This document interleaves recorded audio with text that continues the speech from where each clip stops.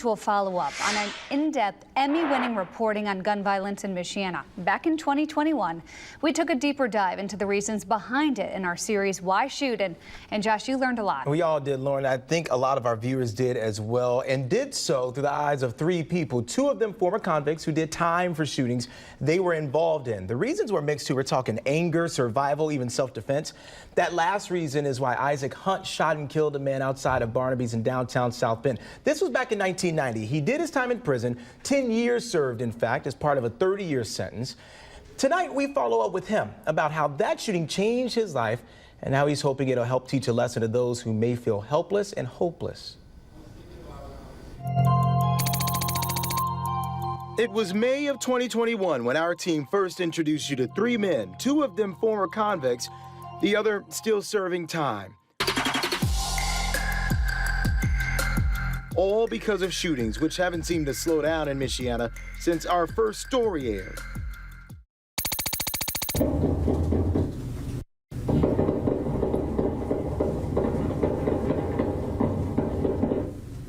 One incident.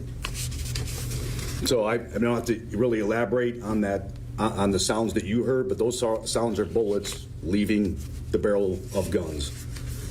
Those on the front line of this seemingly endless and sickening sense of deja vu are at an impasse as they try to find solutions.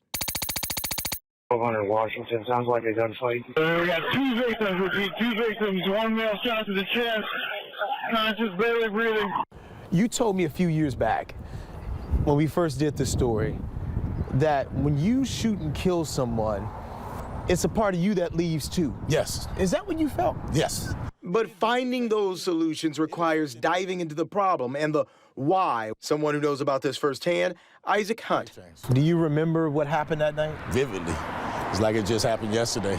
Hunt and I returned to Barnaby's in downtown South Bend, where he took someone else's life in 1990 while home on leave from the military. It's his first time here since that shooting.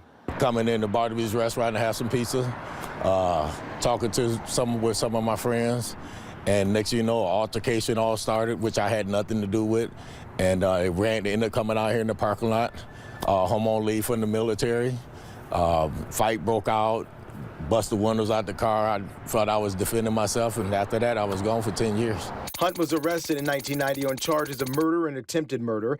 He was sentenced to 30 years in prison, but he served 10 years after his sentence was modified to 20 years. But his past isn't behind him. He says it's a part of him. First, we got to not look at the individuals as just violent individuals, right? I didn't come out the womb violent. My society made me violent. My circumstances makes individuals violent, right?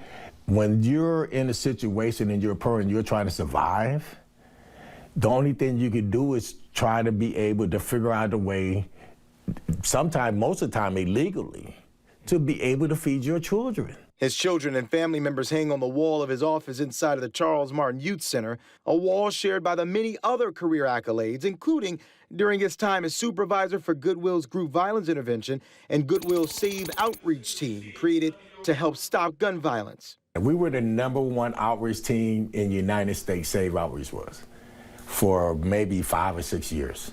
Wow. For the work that we were doing.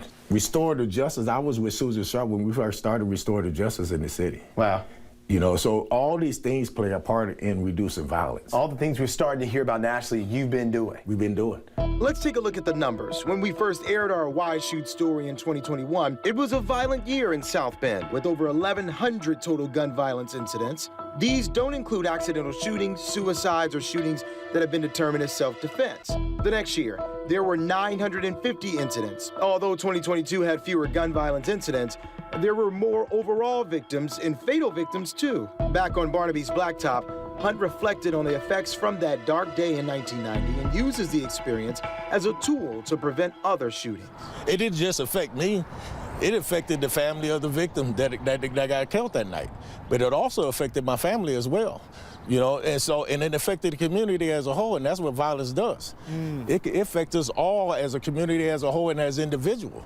You know, and it's an economic problem with it. It's a mental problem with it. It's a health and wellness problem with it. Wow. You know, gun violence is a health epidemic. When you are helping so many other people who are in a position where they have guns or they have shot someone or killed someone and feel like that's the only way out, do you remind them of what happened in this parking lot? All the time.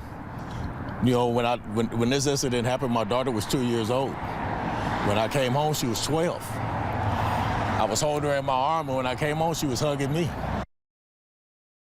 Talk about timely reporting. We just got a text from police saying they are investigating a shots fired call in South Bend as we speak.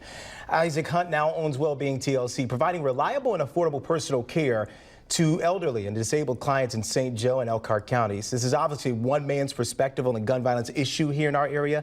But keep in mind, it's perspective coming from a place of firsthand knowledge on several fronts. We'll be right back.